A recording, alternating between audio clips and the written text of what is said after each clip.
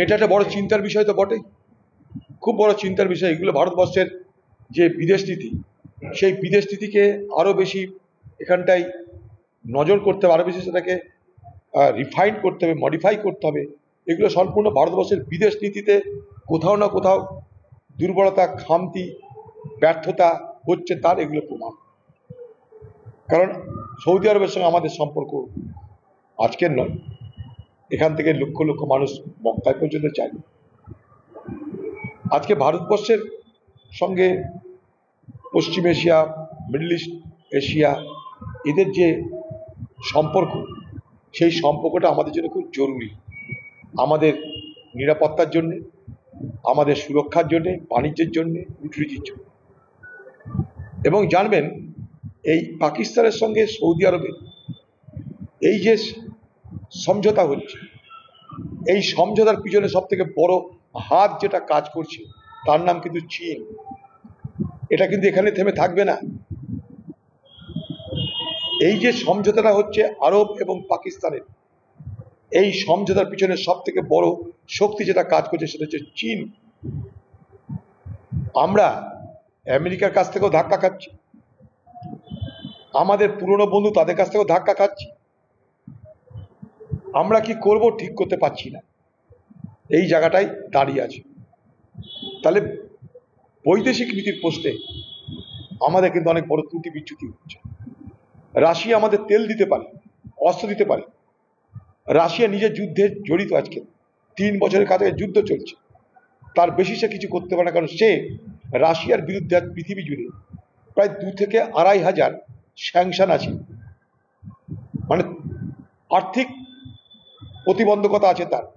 সারা পৃথিবী জুড়ে বিভিন্ন দেশ, আমেরিকা, ইউরোপ, রাশিয়ার বিরুদ্ধে যে স্যাংশন করেছে, তার পরিমাণ প্রায় 2 থেকে 2,500। অতএব রাশিয়ার পক্ষে নতুন করে ভারতকে আর্থিক দিক থেকে শক্তিশালী করা সম্ভব নয়। আজকে রাশিয়ার এমন অবস্থা, রাশিয়া চীনের মধ্যে টাকা নয়, সেই মানধাতার আমলের যুগে বার্টার হচ্ছে। অর্থাৎ আমি তোমাদের গম দিব, তুমি আমাদের আরেকটা কৃষি পণ্য দাও, এই জায়গায় চলে যাচ্ছে। অর্থাৎ রাশিয়া আমাদেরকে বেশি দূর নিয়ে যেতে পারবে না। তাই ভারতবর্ষের সরকার উচিত সমস্ত বিষয়টাকে মাথায় রেখে খুব সুকৌশলে, সুচতুরভাবে পদক্ষেপ করা। আরবের সৌদি আরবের সঙ্গে পাকিস্তানের এই সামরিক সমঝোতা এখনো সেরকম পাকাপোক্ত হয়নি, এখনো সেখানটায় মধ্যস্থতা করার সম্ভাবনা আছে। এরকম সমঝোতা হওয়া মানে এটা নয় যে তারা ভারতের বিরুদ্ধে কাল থেকে যুদ্ধে নেমে যাবে, তা নয়। কিন্তু সতর্ক থাকতে তো হবেই, এটা নিশ্চয় দুশ্চিন্তার কারণ আমাদের। রাজ্যের দিকে দিকে সরকারি ঠিকাদাররা পাওনা টাকা পাচ্ছেন না, আজকে রাস্তা ছাড়াই। এছাড়াও প্রতিদিনকার যে সরকারি পরিষেবা তার বন্ধ। অথচ মেলা, খেলা, অনুদানী ফাংশনে কেন্দ্রীয় বঞ্চনার দোহাই দিয়েই দায় সারছেন রাজ্য। কে বলছে? রাজ্য দায় সারছে। খুব স্বাভাবিক, এটা আমাদের দীর্ঘদিন ধরে কথা বলছি। আজকে পশ্চিমবঙ্গ সরকারের মাথার উপরে ধারের বোঝার পরিমাণ 7,20,000 কোটি টাকার উপরে।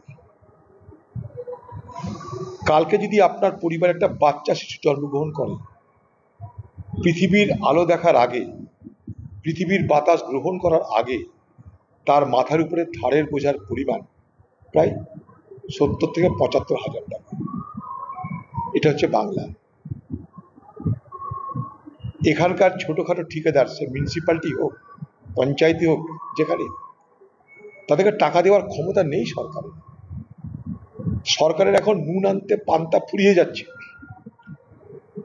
পান্তা ভাত যে খাওয়াবে, কেউ ক্ষুধার্ত লোকে পান্তা ভাত খাওয়াতে গেলে নুন ছাড়া তার পান্তা ভাত খাওয়া যায় না। কিন্তু তার এমনই ক্ষুধা, নুন ছাড়াই পান্তা ভাত খেয়ে নিচ্ছে, সেই জন্য বলে নুন আনতে পান্তা ফুরিয়ে যাচ্ছে। পশ্চিমবঙ্গ সরকারের এখন লক্ষ্য একটাই, ভোট। আর ভোটের আগে ভোট ব্যাংক ধরে রাখার জন্য সব কিছুকে সর্বস্ব করে বন্ধ করে দেয়। ভোট ব্যাংক ধরে রাখতে লক্ষ্মীর ভাণ্ডার দরকার, নতুন করে বাংলা আবাসের গল্প শুরু হয়েছে।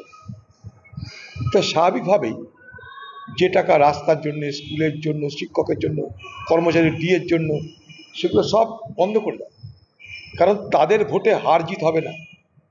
বাংলার লক্ষ্মীর ভাণ্ডারের পাওনা, লক্ষ্মীর ভাণ্ডার যারা থেকে যারা উপকৃত হয়, মহিলা সমাজের ভোটে ভাগ্যের নির্ধারিত হয়। এই ধারণা থেকেই লক্ষ্মীর ভাণ্ডার বাঁচিয়ে রাখো, আবাস বাঁচিয়ে রাখো, বাকি সব ভোগে যাক। কিন্তু লক্ষ্মীর ভাণ্ডারের যারা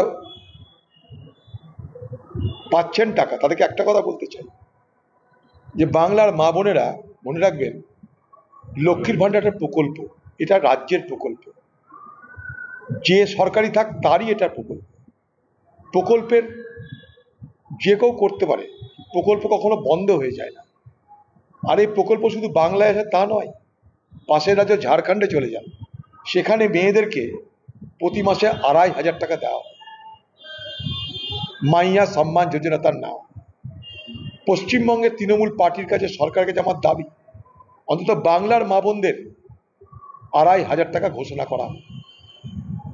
কারণ ভারতবর্ষের সব রাজ্যে যেখানে যেখানে এই ধরনের মহিলাদেরকে অনুদান দেওয়ার ব্যবস্থা আছে, লক্ষ্মীর ভাণ্ডারের ভিন্ন ভিন্ন নাম আছে ভিন্ন ভিন্ন রাজ্যে, কিন্তু কোনো রাজ্যে ১০০০ টাকার মতন সামান্য একটা টাকা লক্ষ্মীর ভাণ্ডারে কেউ বরাদ্দ করেনি, বরং কোথাও ২৫০০, কোথাও ৩০০০ টাকা পর্যন্ত লক্ষ্মীর ভাণ্ডারের মতন নারীদের অনুদান প্রকল্পে কিন্তু বরাদ্দ হয়।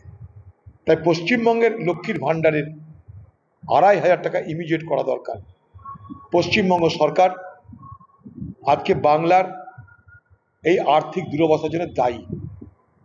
পশ্চিমবঙ্গ সরকার আজকে যে তৃণমূল, তাদের আমলে এই বাংলায় অন্তত ২০ থেকে ২৫,০০০ শিল্প বন্ধ হয়েছে। আমি বলছি আপনাকে, ২০ থেকে ২৫,০০০ শিল্প বন্ধ হয়ে গেছে। এই তৃণমূলের আমলে বাংলায় কোটি কোটি টাকা খরচ করে বাণিজ্য সম্মেলন হচ্ছে। সরকারের হিসাব অনুযায়ী সেই বাণিজ্য সম্মেলনে, মুখ্যমন্ত্রী নিজের বয়ান অনুযায়ী, সেই বাণিজ্যিক সম্মেলনে মোট ২৫ লক্ষ কোটি টাকা বিনিয়োগ হওয়ার কথা। তিনি যেটা প্রতিশ্রুতি দিয়েছেন, সব যদি যোগ করেন ৮টা বাণিজ্যিক সম্মেলন হয়েছে, অন্তত ২৫ লক্ষ টাকা তার নিজের কথা অনুযায়ী বাংলায় বিনিয়োগ হওয়া উচিত। কোথাও কি বিনিয়োগ হয়েছে? শিল্প কি হয়েছে? রুটি কি হয়েছে? এক্ষুনি আমাকে যাতে মেসেজ এলো, ওমানে যে সমস্ত পরিযায়ী শ্রমিকরা বন্দী হয়ে আছে তাদের ছাড়ানোর এখনো ব্যবস্থা হয়নি। আমি বাংলার মুখ্যমন্ত্রীকে বলেছিলাম, ভারতবর্ষের বিদেশ মন্ত্রীকে বলেছিলাম, আমি তাদেরকে বললাম একটু আগে, আপনারা ডিটেলসে দিন, আরও ডিটেলসে দিন। আমি দরকার হলে সেখানকার যারা, সেই দেশের যারা রাজদূত আছে, এখানকার অ্যাম্বাসাডার আছে, তাদের দপ্তরে আমি দরবার করব, ভারত সরকারের কাছে দরবার করব, এবং সেই সমস্ত দেশের যেসব অ্যাম্বাসাডার কাছে আছে, রাজদূত যারা আছে, তাদের কাছেও আমি আবেদন করব। এই দুর্ভাগ্যের হাত থেকে বাংলার মুক্তি কবে হবে জানি না। এই বাংলা জুড়ে এই চলছে, এই চলবে। আমাদের অভাব বাড়ছে, দারিদ্রতা বাড়ছে। আজকে অভাব আর দারিদ্রতা তৃণমূলের আমলে তৃণমূল পার্টির বড় নির্বাচনী পুঁজি। অভাব আর দারিদ্রতা, পভার্টি অ্যান্ড পেনিউরি, অভাব অ্যান্ড দারিদ্রতা তৃণমূল সরকারের সব থেকে বড় রাজনৈতিক পুঁজি। প্রলোভন দাও, টাকার অফার করো, আর ভোটটা কিনে নাও। অভাব আছে, তার অভাবটাকে খরিদ করে নাও। তাদেরকে মানুষ হওয়ার দরকার নাই, তাদের অভাবটাকে খরিদ করে ভোটের যন্ত্র হিসাবে ব্যবহার করে। দেখুন, আমি কালকে সেখানটায় গেছিলাম। একটা বাচ্চা মেয়ে, ১৩ বছরের মেয়ে, তার বাবা মার স্বপ্ন পূরণ করতে, তার নিজের স্বপ্ন পূরণ করতে তার বাড়ি থেকে ৪ কিলোমিটার দূরে গিয়ে সে পড়াশোনা করত। সেখানকার শিক্ষক শুধু তাকে নয়, তার মতন আরো বাচ্চাদেরকে নানা রকম ভাবে অশালীন আচরণ করত। এই মেয়েটা তার প্রতিবাদ করে বাড়ির লোককেও জানিয়েছিল। তাকে পাওয়া যাচ্ছে না, পুলিশের মাথা ব্যথা নাই, স্কুলের মাথা ব্যথা নাই, স্কুল কর্তৃপক্ষের বিরুদ্ধে কিন্তু কড়া ব্যবস্থা নেওয়া দরকার।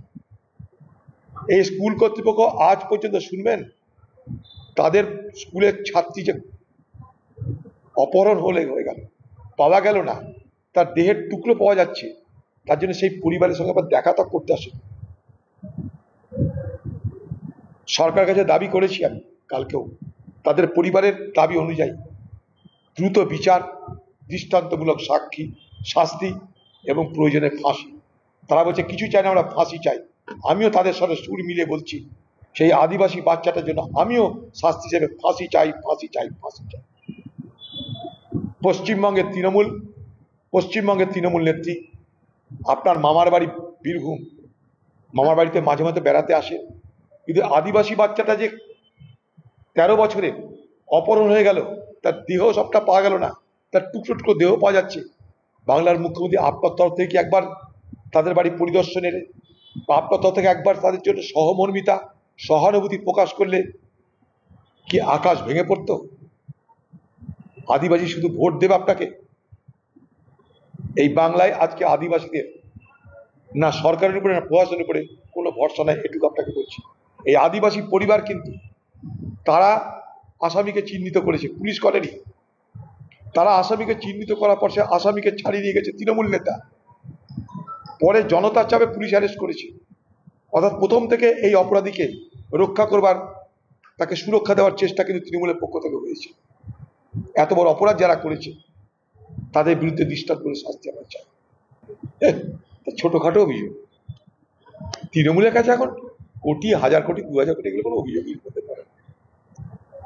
এরকম কত সিংহ বাজারে ঘুরে বেড়াচ্ছে, এরকম সিংহের কোনো অভাব নাই।